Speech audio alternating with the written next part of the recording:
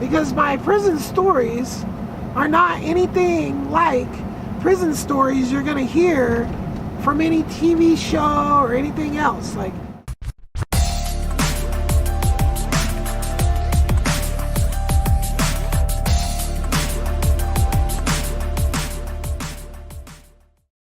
alright, hey, welcome to another video. Like and subscribe. This is gonna be a book. So if you just want to wait and not watch the videos, and we should have this all available in podcast form as well. So we have options, more options coming. After I was in jail for 13 months, it was like I woke up at like, I don't remember what time, early in the morning probably, put on a bus and driven up to SeaTac Airport, put on a plane. That plane went to like Arizona and New Mexico and then Oklahoma. In Oklahoma, that is a fucking insane. That's a jail that airplanes pull up to. It has airplane terminal things in a jail. It's the hub. Oklahoma is the hub for the federal prison system. They have, I mean, it's insane. So, but I wasn't there long. I was there literally a few hours in the bunk. It takes hours and hours and hours to get to a bunk. Just holding cell after holding cell after holding cell. It's just insane. And I looked pretty insane at this point. I had put on about 40 pounds of just super unhealthy, just eating just horrible food. But I had never exercised so much before in my life. I was literally walking all day, every day, doing all the dips and the push-ups and the pull-ups and all this stuff, sit-ups, and yeah, just all this stuff that you did with bars and without no weights. But I was putting on tons of weight, like ridiculous amount of weight, like 40 pounds. So I was on this transplant, and I also hadn't shaved for the first time in my life, and I can't grow facial hair. I look like some kind of weird, I mean, it's straggly, like, man. So, and I would get the gnarliest freaking, it just, ugh, jail is so disgusting. Like, just the skin just hates you. So, after like 27 hours or some shit, and so I went from Sheridan, Oregon on a bus to SeaTac, Washington, on a plane to 3 different states, then slept for a hot second, up again, stopped at 2 more states, and then touched down in Nevada.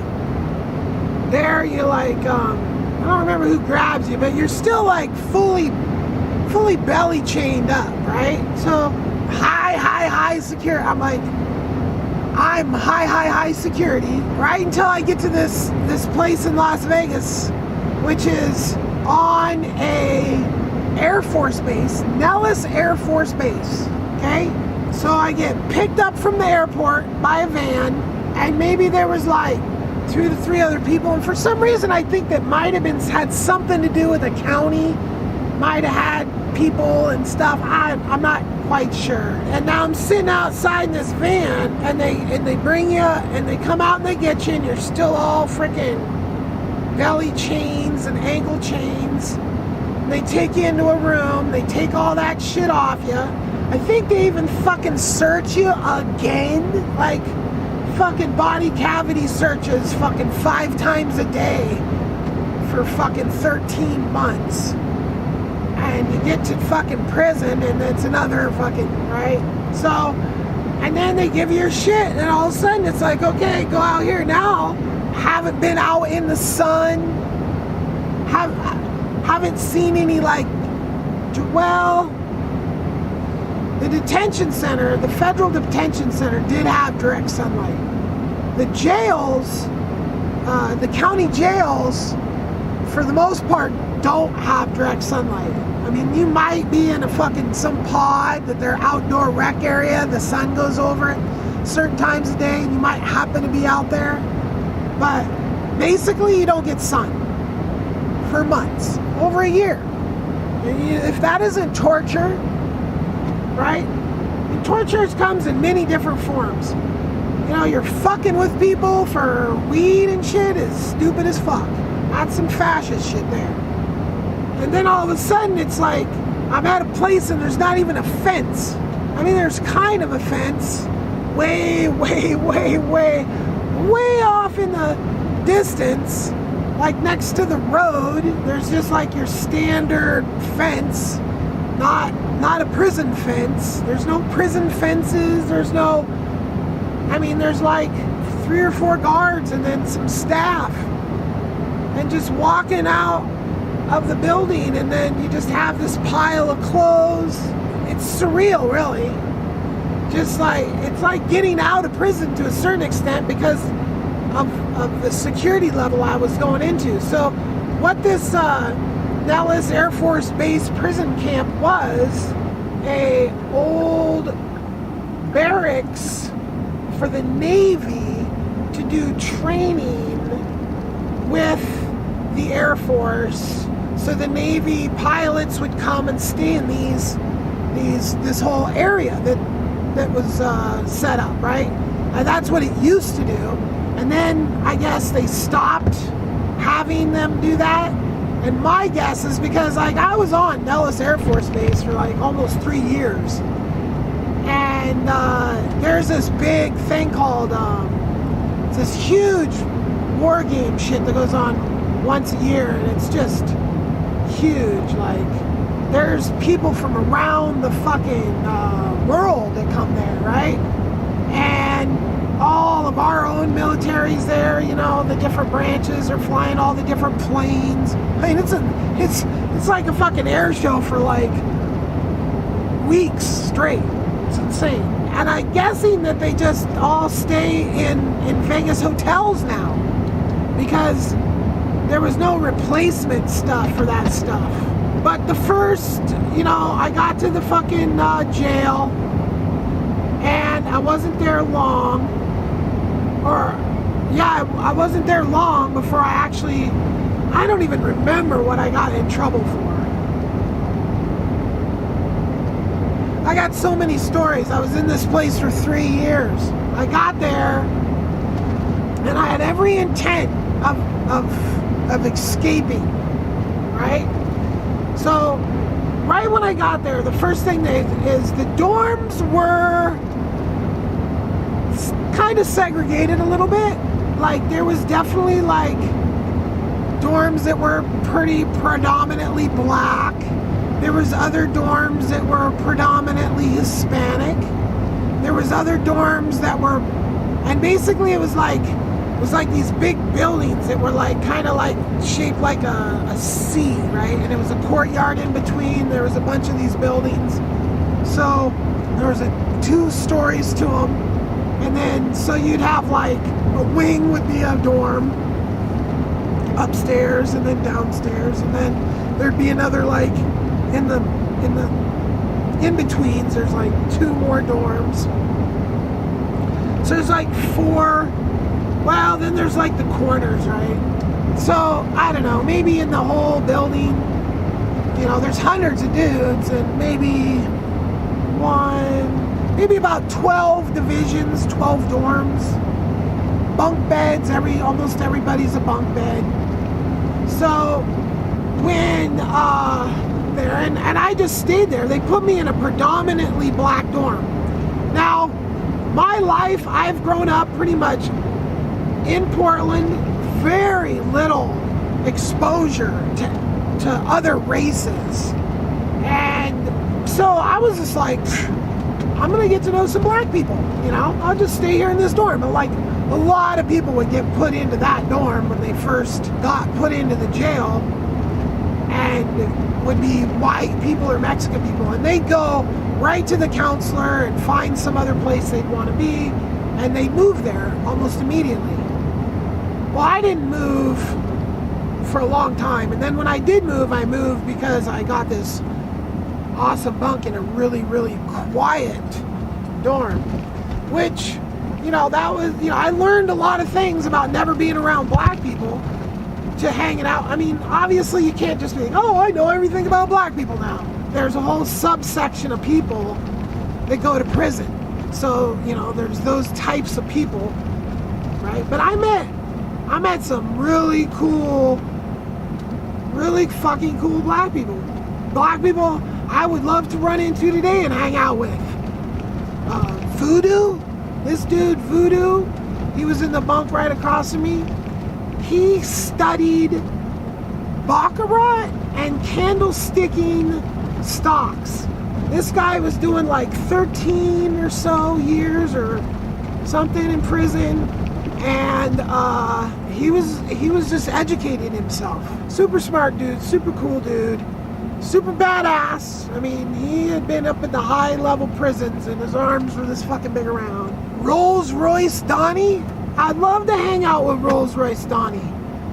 Rolls Royce Donnie he had a Rolls Royce, and he would ship that fucking thing back and forth from LA to Hawaii, so he could drive his Rolls in Hawaii or drive his Rolls in LA. There was this other dude there. He was hugely high power black dude doing like 20 years or some shit for coke. Most black dudes are in for coke or crack and doing a grip of time. Just got fucked over, ratted out, it's the same story. And so this dude though, this dude was like, I don't remember his name, but he fucking was like flying in fucking Concorde jets and shit back and forth to Europe. That dude was a institutional snitch though. Nellis was a very interesting place. It had, at times, like when I first got there, I think it had like 3 different wardens, and the way a prison runs is wholly determined on the warden. So when I first got there, the place was just kind of like this, right? Like it was just kind of running like you'd expect it to run, right? Kind of, I don't know, professional. So then we got this black warden, and that dude just did crazy shit, right? So he got into a fight with the military, stopped fucking sending people down to work at the base, and like shit just jumped off because he literally like cut guards, cut everything. It was crazy. Now I'm kind of jumping ahead, just giving the illustration. Then in response to like this the prison being fucking out of control, because it was crazy, then they brought in this ball-busted fucking chick that just then so prison went from like the prison went from like, just kind of just, where you'd think it would be, to just, whoa, holy shit, this place is fucking nuts, and the stories I'm gonna tell, to, oh, this place fucking sucks and is just stupid and is just fucked and we're just getting harassed, and and it really shouldn't be like that, it should just be, but it's not. They fucking change it and they fuck with it because they're fucking with people intentionally. That's what they do. They fuck with people intentionally because they're not trying to let you just do your time and get out. They're trying to fucking make you a slave and harass you, and you hire a bunch of fucking low intelligence people and say, hey, watch these people. A lot of people in prison are really smart people. The prison I was in with literally like judges, lawyers, chiropractors, fucking high power drug smugglers, fucking, I was in prison camp in Las Vegas. It was literally if you could be in a camp, you wanted to be at that camp. If you had to be in prison and you knew about the system, and I actually requested that I got sent there because I knew that Cedar was going to get sent to Sheridan because he already got sentenced first and he got put in prison before I even got charged, pretty much.